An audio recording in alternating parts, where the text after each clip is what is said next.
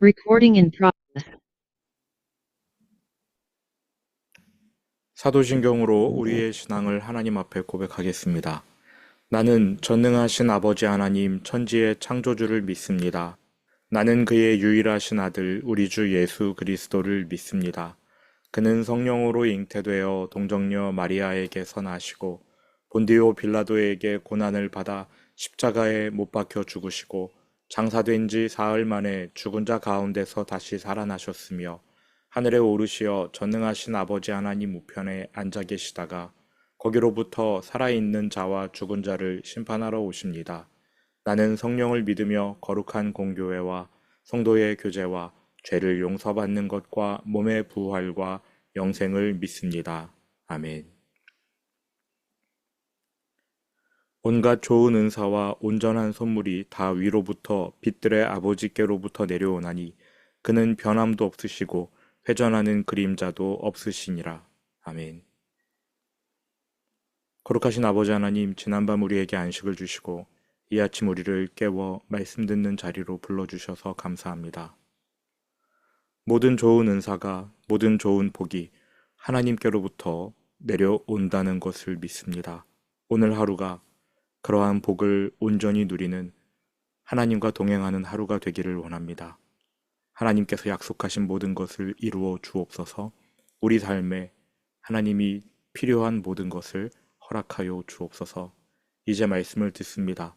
바르게 깨닫는 은혜도 주실 줄 믿으며 예수님 이름으로 기도합니다.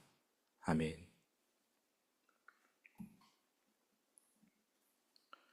본문 말씀은 다니엘 7장 1절부터 8절, 다니엘 7장 1절에서 8절 말씀입니다. 다니엘 7장 1절에서 8절 말씀 함께 봉독합니다. 바벨론 벨사살 왕 원년에 다니엘이 그의 침상에서 꿈을 꾸며 머릿속으로 환상을 받고 그 꿈을 기록하며 그 일의 대략을 진술하니라. 다니엘이 진술하여 이르되 내가 밤에 환상을 보았는데 하늘에 네 바람이 큰 바다로 몰려 불더니 큰 짐승 넷이 바다에서 나왔는데 그 모양이 각각 다르더라.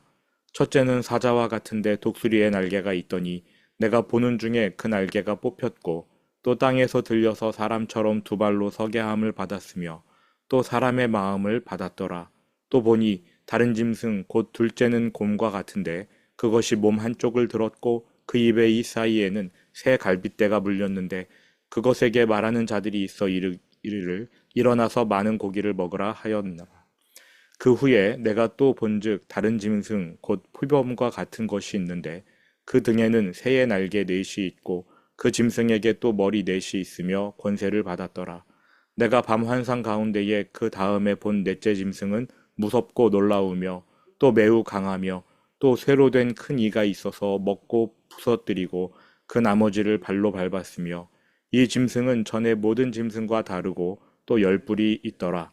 내가 그 뿔을 유심히 보는 중에 다른 작은 뿔이 그 사이에서 나더니 첫 번째 뿔 중에 셋이 그 앞에서 뿌리까지 뽑혔으며 이 작은 뿔에는 사람의 눈 같은 눈들이 있고 또 입이 있어 큰 말을 하였더라. 아멘.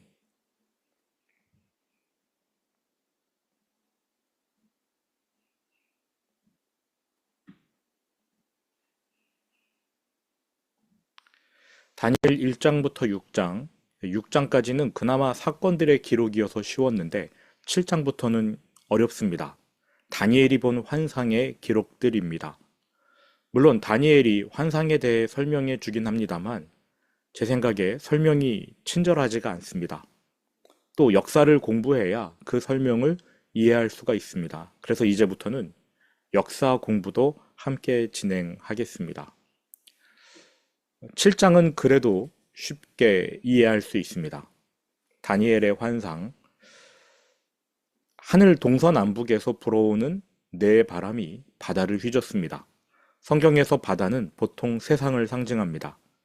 그러니까 휘몰아치는 바다는 세상 국가들이 혼란에 빠질 것을 말해주고 또 그 혼란의 원인이 바람이라는 것은 세상 국가의 역사를 사람이 아니라 하나님께서 주도하신다. 이러한 뜻입니다. 이것이 인간 역사를 이해하는 열쇠이지요. 사람이 아니라 하나님이 개입하여 주도하신다. 바다에서 혼란스러운 그 세상에서 네 마리의 큰 짐승이 차례로 올라옵니다. 이 네 짐승은 네 개의 거대 국가를 말합니다. 적어도 제국이라 불릴 만한 나라들입니다. 첫째 짐승 사자인데요. 독수리의 날개를 가졌다고 합니다. 이 짐승의 정체는 이제 해석의 영역인데 그리 어렵지는 않습니다. 예레미야 50장 17절은 느부갓네살 왕을 사자에 빗대었고 에스겔 17장은 느부갓네살 왕을 독수리에 비유했습니다. 그러니까 독수리의 날개가 달린 사자, 바로 느부갓네살 왕의 나라 바벨론 제국을 뜻합니다. 바벨론을 제국이라고 하기에는 조금 어려운 부분이 있습니다. 그렇게 크지는 않아요. 하지만 제국의 위용은 있으니까 바벨론 제국이라고 하겠습니다. 환상 속에서 바벨론은 사자로 나타났습니다. 사자는 들짐승의 왕으로 바벨론의 사나움을 대변하지요. 또 그 사자에게 독수리의 날개가 달렸다고 합니다. 독수리는 날짐승의 왕 아닙니까? 바벨론 군대의 민첩함을 대변합니다. 그런데 다니엘이 이 짐승을 지켜보는 중에 날개가 뽑힙니다. 군대의 민첩함이 사라진 거예요. 여러 나라를 빠른 속도로 점령했던 바벨론인데 갑자기 힘이 빠진 것입니다. 언제 그러한 일이 일어났느냐? 느부갓네살 왕이 한참 교만했을 때 그가 하나님의 심판을 받아 제정신을 잃고 들짐승처럼 지내던 때 있지 않았습니까? 독수리의 날개가 뽑힌 겁니다. 환상 속에서 독수리 날개가 뽑힌 사자는 마치 자신이 인간인 양 두 발로 섭니다. 그리고 그에게 사람의 심장이 주어졌어요. 겸손해졌다는 뜻입니다. 4절을 보시기 바랍니다.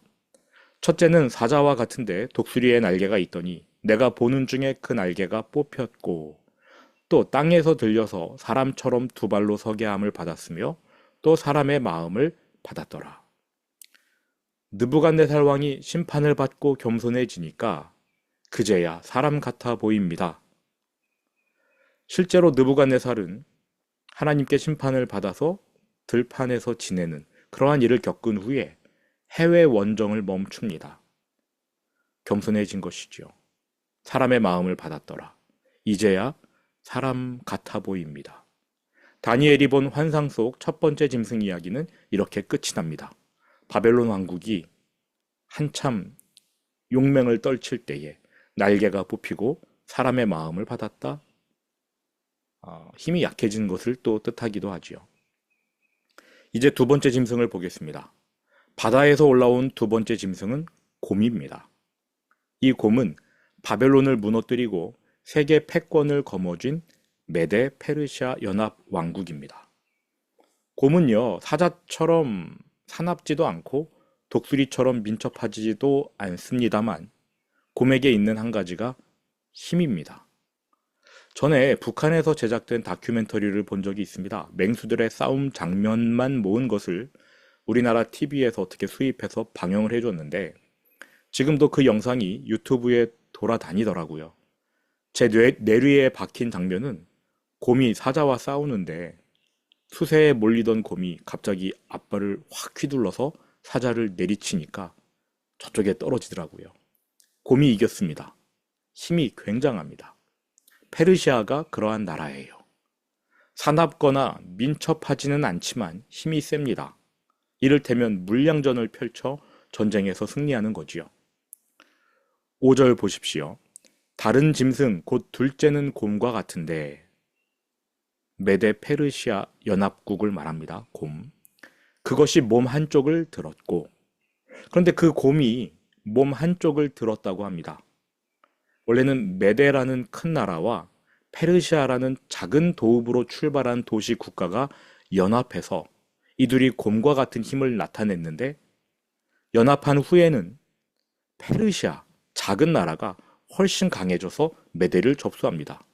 그러니까 곰이 몸 한쪽을 높였다라는 것은 페르시아가 메데를 접수했다. 이러한 역사적 사건을 의미하는 것이지요. 5절 중반부입니다. 그 입에 이 사이에는 새 갈빗대가 물렸는데 곰의 입에 물린 새 갈빗대는 페르시아가 점령한 세 개의 강대국 리디아, 바벨론, 애굽을 말합니다. 5절 후반부 그것에게 말하는 자들이 있어 이르기를 곰에게 말하는 자들이 있다고 합니다.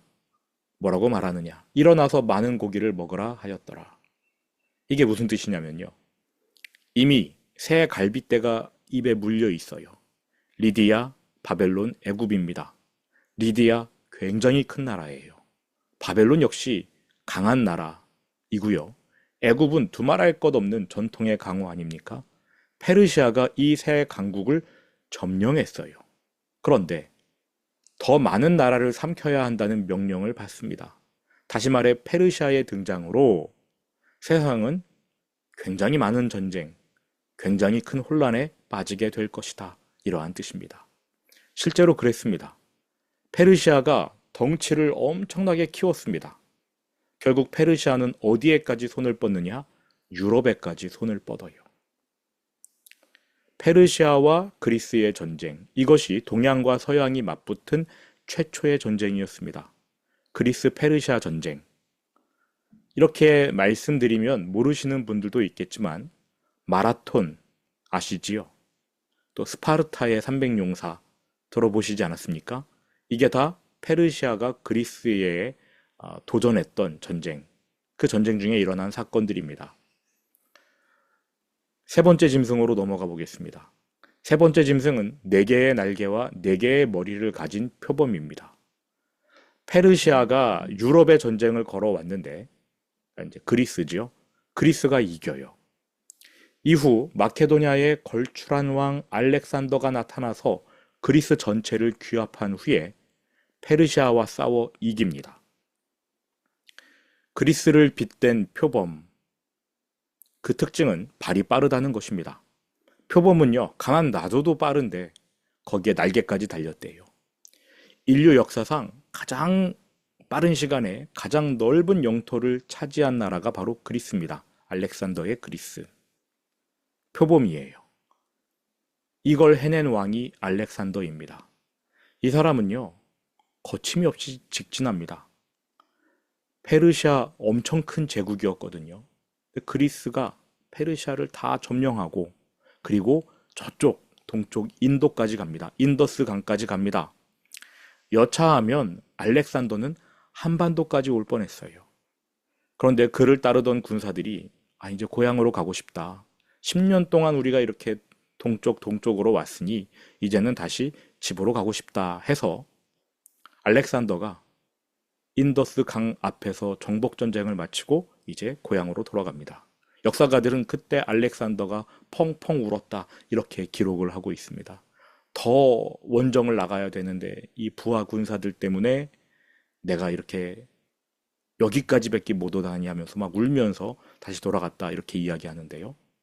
어쨌든 그리스는 10년이라는 알렉산더지요. 아주 짧은 시간 안에 전 세계의 땅을 점령합니다. 그러나 위대한 인물은 단명한다라는 말이 있지요. 알렉산더가 돌아오는 길에 바벨론에 들려서 술 먹다가 죽었다. 그러니까 계속 술을 퍼마셨다고 합니다. 돌아오는 길에. 그래서 죽어요. 그리스의 그 큰 영토는요. 그의 밑에 있는 장군 4사람이 분할합니다. 그래서 표범의 머리가 4이 달렸다라는 것입니다. 이게 세 번째 짐승입니다. 첫 번째 바벨론, 두 번째 페르시아, 세 번째 그리스. 이제 마지막 짐승입니다.